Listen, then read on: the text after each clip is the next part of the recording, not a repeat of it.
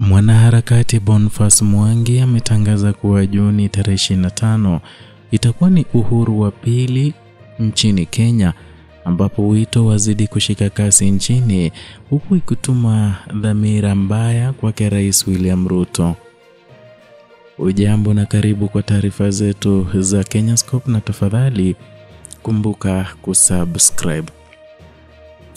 Mwanaharakati maarufu na mpiga picha za habari Boniface Mwangi ametangaza kuwa Juni 25 mwaka huu itakuwa ni siku ya kihistoria nchini Kenya, akifananisha na siku ya uhuru wa taifa ya mwaka 1963.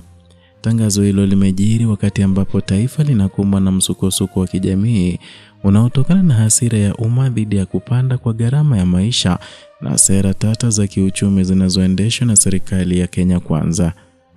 Mwangi, anayejulikana kwa msimamo yake ya mikali dhidi ya ufisadi na matumizi mabaya ya madaraka, ametumia mitandao ya kijamii na mahojiano ya moja kwa moja kuhamasisha wananchi kuchukua Juni 25 kama fursa ya kihistoria ya kuamka na kudai haki zao za kikatiba.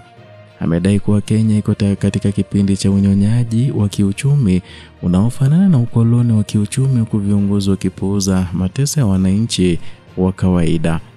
Wito wake unalenga kuunganisha Wakenya kupitia maandamano ya amani na kutotii kwa raia, civil disobedience, hasa kupinga mswada wa fedha wa mwaka 2025 ambao unapendekeza kodi zaidi katika bidhaa za msingi kama vile unga, mafuta ya kupikia na huduma muhimu. Hali hii imesababisha hasira miongoni mwa wananchi, hasa vijana ambao tayari wanahisi kutengwa na mfumo wa kiuchumi ukiwapa nafasi za maendeleo.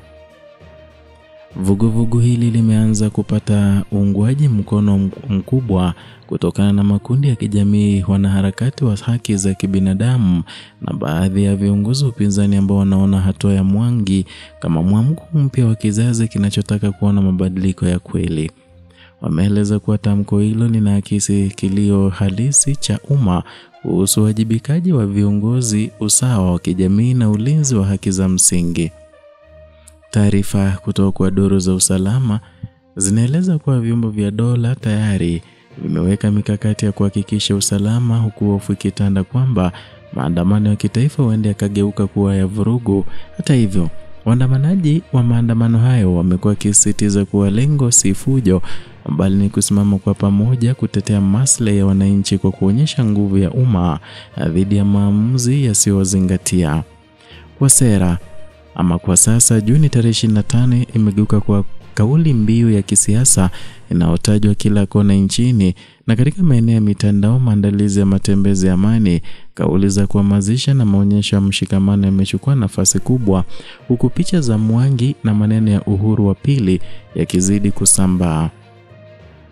Licha ya ukimya wa serikali kuhusu tamko hilo, ni wazi kuwa ujumbe wa Mwangi umegusa hisia za wengi na kuanzisha mjadala wa kitaifa kuhusu mwelekeo wa demokrasia nchini. Wakati taifa likisubiri kuona matokeo ya siku hiyo, kilicho dhahiri ni kwamba sauti ya wananchi inazidi kupaza sauti dhidi ya hali ya kiuchumi isiyovumilika, na Boniface Mwangi ameibua kuwa alama ya mwamko mpya wa wananchi waliodhamiria ama wanaodhamiria kuleta mabadiliko.